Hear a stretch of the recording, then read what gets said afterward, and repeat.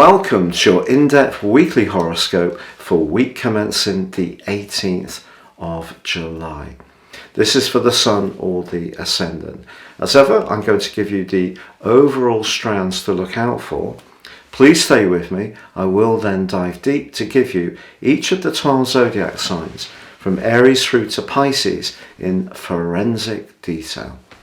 Now, as this week begins, Venus, the planet of relating, but also of loot, moves into the sign of Cancer on Monday. This is wonderful if we want to think about how we can improve our immediate physical environment. So some people are likely to be picking up the paintbrushes and making some changes, perhaps to furnishings, over the next few weeks. If you're in the Northern Hemisphere, even the outdoor space could be an area that you try to beautify. But also at the start of this week, Mercury is face to face with the strident and powerful energies of Pluto. Pluto's in the part of the overall zodiac which is to do with the more physical world, whereas Mercury is just leaving its recent home in the more emotional Cancer. So there could be some kind of intense discussion at the start of this week, but then on Tuesday, as Mercury makes its way into Leo, this is a more outgoing, friendly and affectionate sign, and an opportunity to think more about how we can connect and socialise. With Venus in the 4th house now, gatherings in our home environment could prove popular.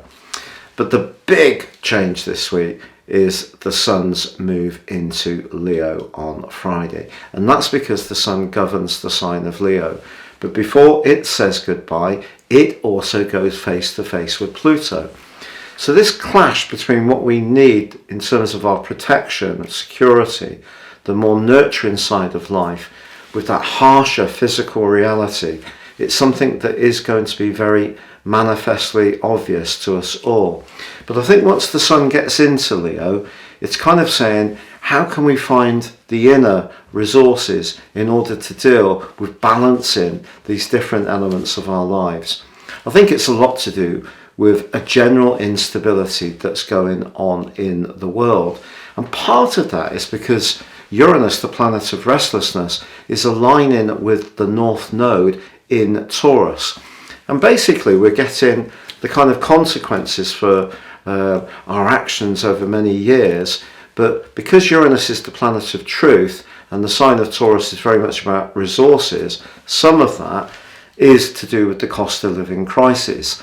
And the conjunction between the North Node and Uranus will peak next week, and I will tell you about that then. Of course, we've also got Mars in the sign of Taurus too, which technically is not its best location, and that can make people a little bit more sort of resentful and outspoken around financial issues. So we are seeing more activism as people push back against any very difficult conditions that they're living in. So there could be a big flavour of that this week, but I think Mercury and the Sun moving into Leo is really saying to us, what can we do to be more creative, more passionate? How can we bring our personality power to bear in order to improve our situations?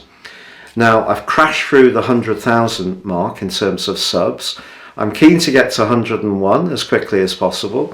If you'd be so good to click or tap on the bell notification symbol, I'd be most grateful. If you've already subscribed, thank you so much.